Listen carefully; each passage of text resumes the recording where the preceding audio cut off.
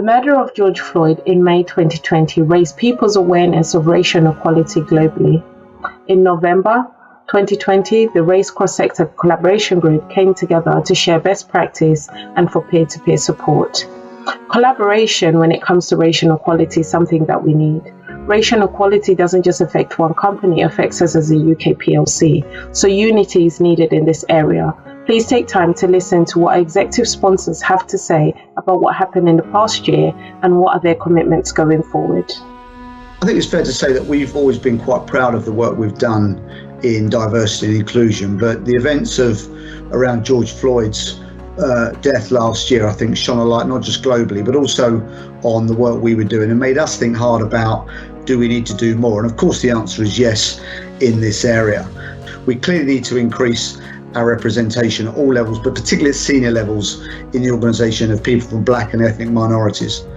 And finally, for us, it's the legacy we'll leave. We're employing thousands of people across the engineering and construction supply chain. If we really sort of drive this agenda across HS2, we can leave a really powerful legacy, not just for HS2, but the wider sector. Thank you. The events of last year acted as a catalyst for me to engage in a deeper way with our ONE network and to hear about their stories and struggles, both in their working and their personal lives.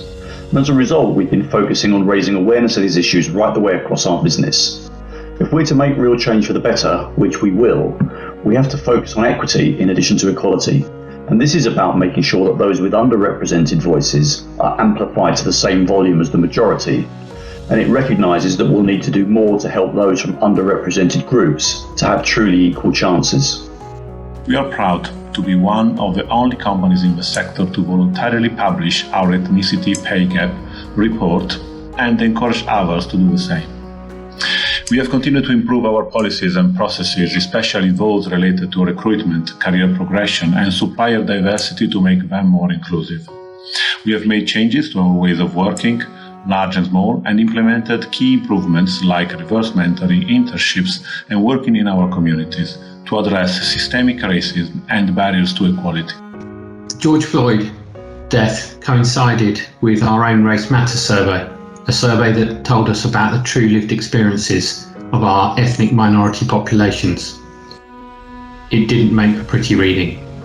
So the two things together have given us the determination and the momentum to truly do something about the issues we face.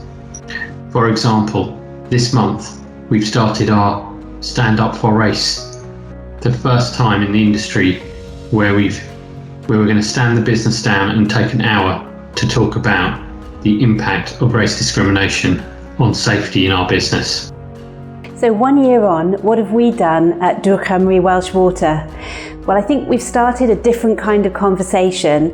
We're listening to our colleagues, listening to people's personal experiences, and also their reaction to wider world events. And we're also encouraging external speakers who have been in to talk to our Rethink network. We've also encouraged a BAME Plus network at grassroots level, which is creating initiatives throughout the organisation. And we've set ourselves a target that by the end of 2025, we will have at least one board director from a black and minority ethnic background. We need to keep listening and we need to keep supporting colleagues and encouraging greater diversity, but we've definitely been spurred on. So what we've done, led by our Race Network, is to speak very frankly with our colleagues about the issues in our business. And that's included a number of uncomfortable conversations and the use of focus groups to get that feedback. And as a result, as a business, we're now in the process of looking at a number of the aspects of what we do. We're working together with our staff to improve the transparency of our data, how we implement our processes, and looking at how we support our staff. Thames Water is committed to being an inclusive and equal opportunities employer. And therefore, over the last year, we've been working closely with our BAME and Allies networks to review our employee and customer policies to ensure they are truly inclusive.